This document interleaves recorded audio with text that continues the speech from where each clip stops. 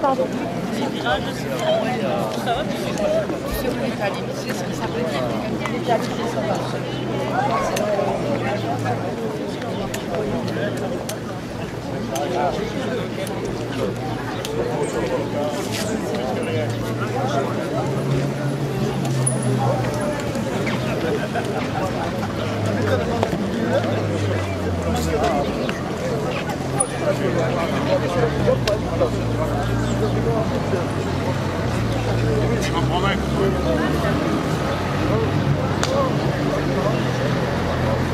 Du 28 février 2012, le 11 novembre est le jour anniversaire de l'armistice de 1918, mais aussi de la commémoration annuelle de la victoire et de la paix. Ce jour-là, il est rendu hommage à tous les morts pour la France. Lecture des messages officiels, M. Boudiguel va vous lire le message de l'UFAC.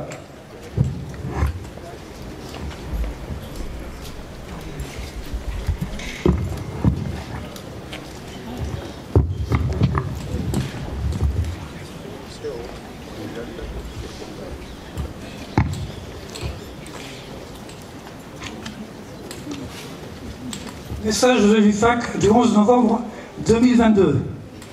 Nous célébrons aujourd'hui le 104e anniversaire de l'armistice du 11 novembre 1918. Armistice victorieux pour la France et ses alliés. Après 4 années de combats meurtriers face à l'Allemagne et aux empires centraux. Il n'est pas une ville, pas un village de France qui ne garde gravé dans la pierre d'un monument aux morts le souvenir de ceux qui sacrifièrent leur vie pour la patrie et la liberté. Ce 11 novembre 1918, la France se déplorait 1 400 000 morts, 740 000 invalides, 3 millions de blessés, des centaines de millions de veuves et d'orphelines. N'oublions pas ce lourd bilan, ni le courage héroïque des soldats de ce conflit, appelé à juste titre la Grande Guerre. Rendons hommage aux combattants de tout grade, français et alliés, qui ont fait preuve dans tous les secteurs du front d'un courage exemplaire, méritant la reconnaissance de la nation. Beaucoup d'entre eux sont morts pour la France. En cette journée de recueillement, ayons une pensée également pour nos soldats tués ou blessés ces derniers mois en opération extérieure et inclinons-nous devant la douleur de leurs familles. Depuis février dernier, un conflit majeur se déroule sur notre continent et des conflits régionaux sont en cours ou latents, un peu partout avec le risque qu'ils dégénèrent ou s'étendent. Dans cette situation stratégique, périlleuse, le travail de mémoire a toute son importance afin d'éviter un retour des erreurs du passé pouvant entraîner les mêmes conséquences désastreuses. L'Union française des associations de combattants et de victimes de guerre, UFAC, victimes fidèles au souvenir de toutes celles et tous ceux victimes de toutes les guerres, invite la jeunesse à ouvrir un monde plus juste, plus solidaire, plus fraternel et en paix. Vive la République, vive la France! J'appelle M. Francis Estella, qui va vous faire la lecture de M. Sébastien Lecornu, ministre des Armées.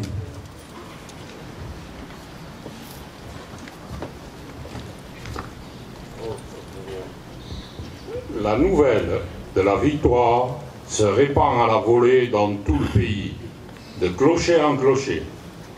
L'écho du clairon vient d'annoncer la fin d'un conflit qui a éprouvé le monde et décimé les hommes.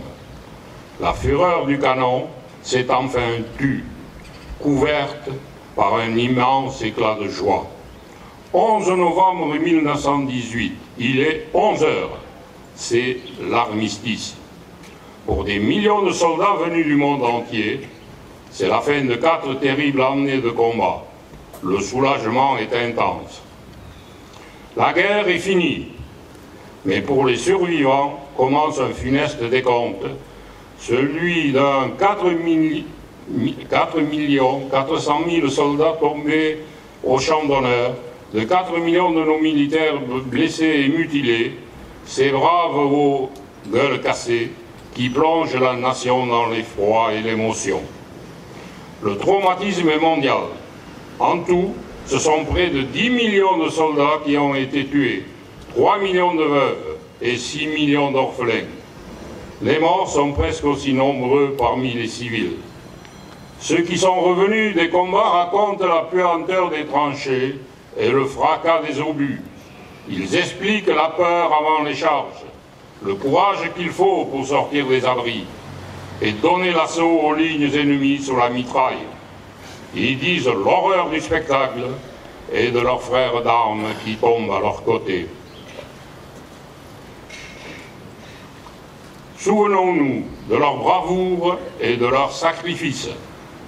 Commémorons ces soldats dont les noms doivent rester gravés dans nos mémoires comme ils le sont sur nos monuments aux morts, dans les villes et les villages de France, dans l'Hexagone comme dans les Outre-mer. Souvenons-nous des soldats venus d'Afrique, du Pacifique, des Amériques et d'Asie, de ces soldats alliés venus verser leur sang pour la France et défendre avec nous la liberté sur une terre qu'ils ne connaissaient pourtant pas. Le sacrifice de nos poilus nous oblige et il nous rappelle que l'après a un prix et que nous devons être désormais unis avec ceux qui étaient hier nos adversaires, car ce n'est qu'avec le passé qu'on fait l'avenir, écrivait Anatole France. Ce souvenir, ce sont les jeunes générations qui doivent désormais s'en emparer pour venir raviver la flamme de la mémoire de ceux qui sont morts pour la France, pour notre liberté. C'est la reconnaissance que la nation doit à ses combattants, à ceux qui sont tombés et à ceux qui ont survécu, aux combattants d'hier et à ceux d'aujourd'hui, comme à leurs familles et ayant droit. La nation doit continuer d'assumer réparation, reconnaissance et droits, comme l'a voulu le président de la République. Cette année encore, un soldat est tombé sous les balles d'un groupe armé terroriste au Mali. Le brigadier-chef Alexandre Martin. Honorons son sacrifice et celui de tous les soldats qui ont versé le sang pour la France. Le monde était convaincu en 1918 que la Première Guerre mondiale devait être la dernière des dernières. Nous savons ce qu'il advint de cet espoir et aujourd'hui, en ce 11 novembre 1922, alors que la guerre est de retour sur notre continent, n'oublions pas le combat des poilus pour la paix et le sacrifice de nos soldats morts pour la France. Vive la République et vive la France! Merci.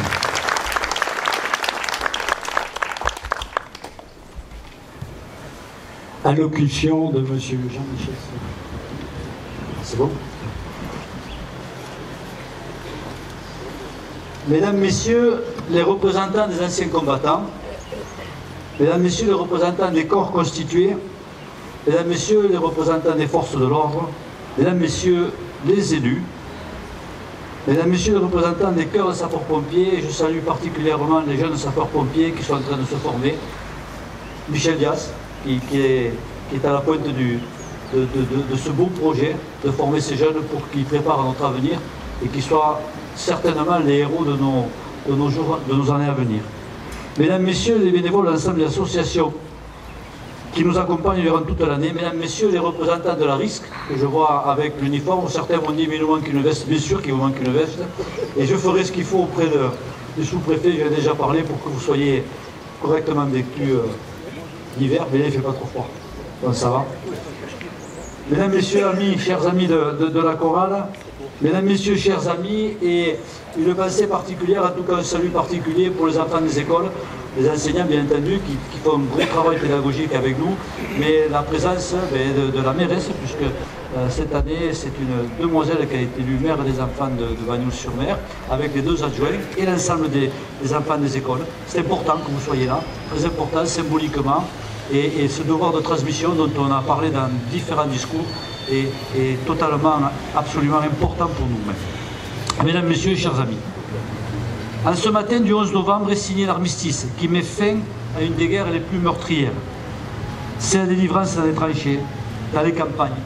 Dans tout le pays, les cloches retentissent.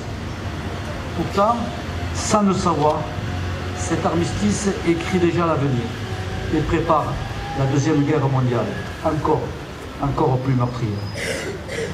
Georges Clemenceau confiait le soir du 11 novembre « Nous avons gagné la paix, il nous faudra à présent...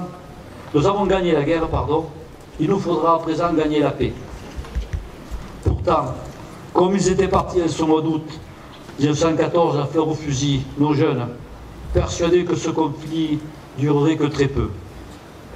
Ils rentraient sans le savoir dans une guerre mondiale.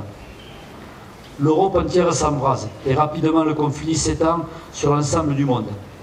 Pratiquement tous les pays furent concernés et entrèrent dans ce conflit. Le bilan de la guerre est lourd, en partie humain. Autour de 10 millions de soldats sont morts ou gravement handicapés avec des traumatismes atroces sur tous les continents. Les civils ne sont pas épargnés. Ils paieront un lourd tribut à cette guerre. Plus de 100 ans après, que retiendrons-nous de cette période? 1 400 000 soldats sont morts pour la France. Ce sont en moyenne, et ce chiffre est effrayant, 400 jeunes soldats français qui meurent chaque jour. 900 jeunes Français qui meurent chaque jour. 900. Ce sont des vies brisées, avec de nombreux blessés, mutilés, des gueules cassées. Et les mois suivants, à la fin de la guerre, une surmortalité des populations civiles, ainsi que celle de nombreux combattants blessés lourdement au combat. Ce bilan humain a entraîné des conséquences démographiques importantes. Les territoires de la zone des combats sont ravagés. La France particulièrement touchée dans le nord et l'est, où le front s'était établi durant 4 ans et a rendu beaucoup de terres agricoles inexploitables. La restauration des campagnes a bouleversé la vie dans ces régions, durant de nombreux mois, voire des années. Des usines sont reconstruites, reconverties, pour des productions en temps de paix. Ces travaux titanesques entraîneront un contexte de dévaluation des monnaies, d'inflation et d'endettement. Le conflit a implicitement généré un développement technique qui a profité aux entreprises et modernisera notre économie. Le secteur de l'automobile se développe rapidement. On pourrait classer cette époque comme la naissance de nos sociétés modernes. La guerre de 14-18 marquera un profond changement de nos sociétés en tout cas, et une profonde mutation dans nos relations et dans nos mœurs. Elle annonce les prémices de l'émancipation des femmes. C'est la renaissance de leur rôle prépondérant à l'arrière, alimentant le front, contribuant grandement à la victoire. N'oublions pas leur implication, leur travail, remplaçant les hommes, maris ou fils partis à la guerre, que ce soit dans les campagnes ou dans les champs, ou dans les vignes, ainsi que dans les usines et les hôpitaux. C'est la modernisation avec le choc qu'elle a pu produire dans les villes et encore plus dans nos campagnes. C'est l'extraordinaire arrivée de l'électricité, des premières voitures, le début de ceux qui préfigurent la consommation des ménages. Politiquement, la Première Guerre portera un coup décisif à l'institution des monarchies en Europe. En Allemagne, dans l'ancien empire austro-hongrois, en Turquie et bien sûr en Russie avec la Révolution. La plus grande partie des colonies enlevées à la Turquie et à l'Allemagne furent repartagées sous forme de mandat à la Société des Nations. La Ligue des Nations souhaitée par Wilson, président des États-Unis, fut créée sous le nom de Société des Nations et deviendra les Nations Unies. Pourtant, plus de 100 ans après, une guerre vient de se déclarer en Europe. La Russie de Poutine envahit l'Ukraine, bombarde des villes, tue, massacre, menace. La réjouissance des idéologies de la haine, définies par des fantasmes incohérents, ou la désinformation, plus l'endoctrinement des peuples, nous font craindre le pire. Celui de l'escalade d'un conflit qui échappe à la raison et bascule vers une confrontation entre deux blocs, celui de l'Occident et celui du reste du monde, ce qu'on appelle les pays non alignés. Celui de la démocratie vers celui des dictatures qui ne l'avouent pas. Et pourtant, il nous appartient aujourd'hui, à travers ces instants de recueillement, nous qui croyons en nos valeurs républicaines, celles de la liberté, d'égalité, de la fraternité, de les porter haut et fort, de ne pas nous laisser intimider, de soutenir les causes justes, celles que nous partageons. Nous avons déposé ces quelques fleurs, où nous allons déposer ces quelques fleurs, au pied du monument aux morts, pour honorer nos enfants, devenus soldats, morts pour la France, qui ont fait le sacrifice ultime, celui de leur vie. Honneur à eux, respect et reconnaissance éternelle. Commémorer, les commémorer et commémorer, c'est faire de l'éducation physique, de la pédagogie. La France n'est rien sans que les Français ont en commun, car l'histoire du pays est le ciment de son unité. Durant 4 années, les Français se sont appliqués à rester unis. C'est pourquoi ce jour de souvenir, de victoire, reste encore plus de 100 ans après, une date qui compte. Une date forte pour notre nation. Souvenons-nous, n'oublions pas les sacrifices de ceux qui sont tombés pour défendre cet idéal de liberté, pour que la France reste à jamais, un pays de liberté. N'oublions pas ceux qui sont morts pour nous. Nous leur devons le privilège, et je dis le privilège, de vivre dans ce beau pays. Souvenons-nous de la pureté de leur idéal, de leurs principes, de leur attachement à la nation, de leur vision de cette France porteuse de ce patriotisme puissant, exactement le contraire du nationalisme. Souvenons-nous de ces valeurs universelles que nous chérissons, ceux que nous honorons aujourd'hui. Souvenons-nous de ces valeurs universelles que chérissaient ceux que nous honorons aujourd'hui. N'oublions jamais que ce sont ces vertus qui firent leur force, qui guidèrent leur cœur. Si nous, jeunes Magnolins, dont le nom est gravé sur ce monument aux morts, pouvaient témoigner aujourd'hui, ils nous diraient qu'ils sont partis un beau matin, certainement sous le soleil de leur Catalogne, sûrs de la victoire, sûrs de la valeur de leur engagement à défendre la mère patrie, fiers d'avoir répondu à l'appel de la nation, la France, leur liberté. Et pourtant, les lettres qu'ils nous ont laissées témoignent avec force émotion de leur solitude, de leur détresse, parfois de leur désespoir, de leur peur, oui, de leur peur, et de leur résignation à attendre la mort. Elles sont tellement poignantes qu'elles nous interpellent, elles nous engagent. Elles n'auront de sens que nous leur donnerons. Elles sont notre héritage, notre patrimoine commun. Elles seront nos forces pour ne pas accepter l'ingérence de peuples, de dictateurs qui se croient supérieurs, qui, somme toute, ne veulent que nous dominer, nous envahir, pour que nous devenions à leur tour leurs serviteurs. Je voudrais citer ces quelques mots d'un combattant, d'un résistant. Ce que nos morts attendent de nous, ce n'est pas des sanglots, mais un élan. Et j'y rajouterai du courage et de l'engagement à porter leur mémoire. Vive la paix, vive la République, vive la France.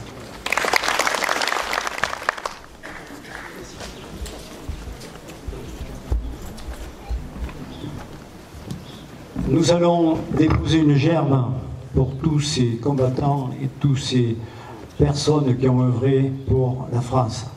Mais auparavant, nous allons citer 2 combattants dans les opérations extérieures, tous les 2 décédés au Mali. Il s'agit du maréchal des logis-chefs Kélin Adrien, 29 ans, qui est décédé le 12 octobre 2021 au Mali. Le brigadier-chef Martin Alexandre, 24 ans, qui est décédé le 22 janvier 2022 au Mali également. Pour l'ensemble, garde à vous.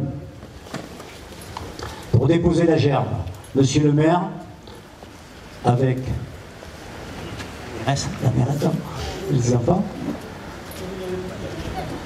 Monsieur Fradé, ancien combattant, Monsieur Baudiguel, président de l'entente des anciens combattants, et Monsieur Rodier, mais je dis l'entente des anciens combattants.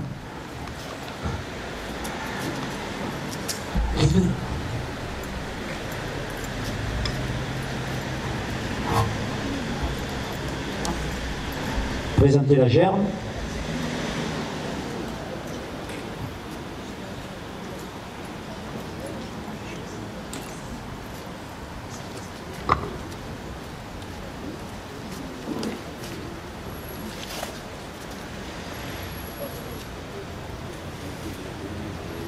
déposer la gerbe.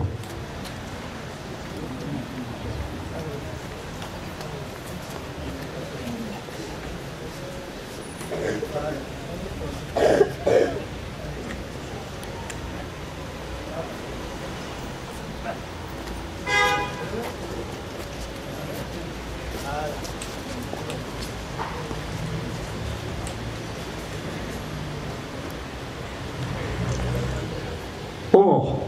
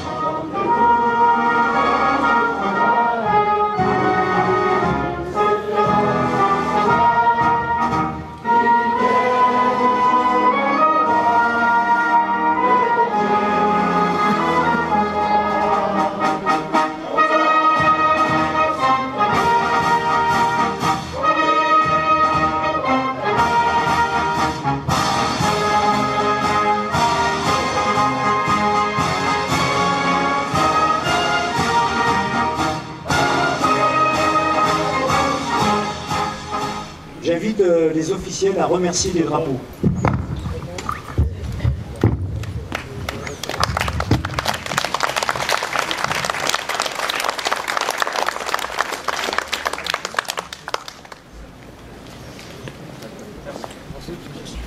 La chorale, merci.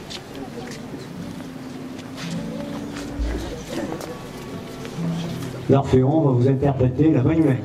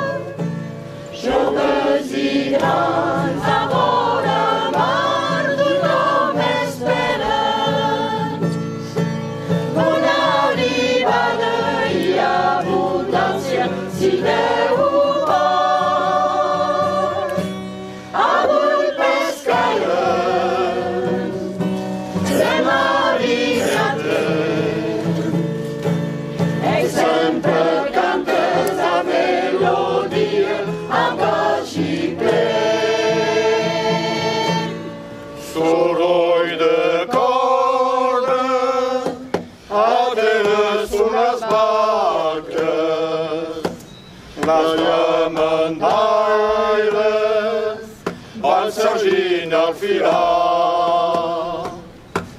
Sota les còfies, totes rialles, algun en diuen, mais sense cap mandat. De penya en penya, canta Vallulenga. Un dels murmuris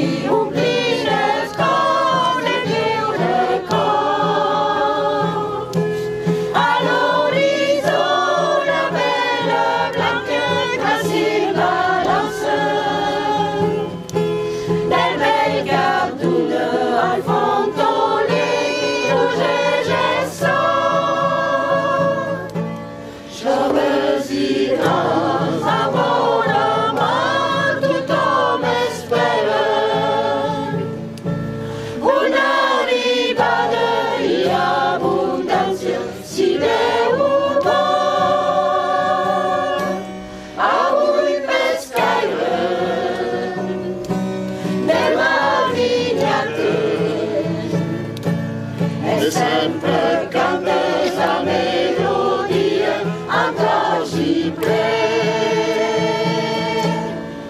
Avui és festa, el cascadet riege, arnès en floca, de coquilles vermelles. A la manteta, es piflamegen,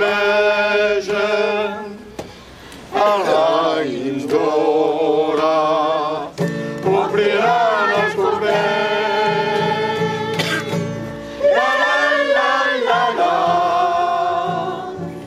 la la la la la, la la la la la, la la la la la, la la la la, la la la la,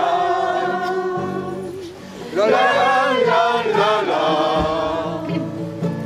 La la la la la la la la la la la la. Merci.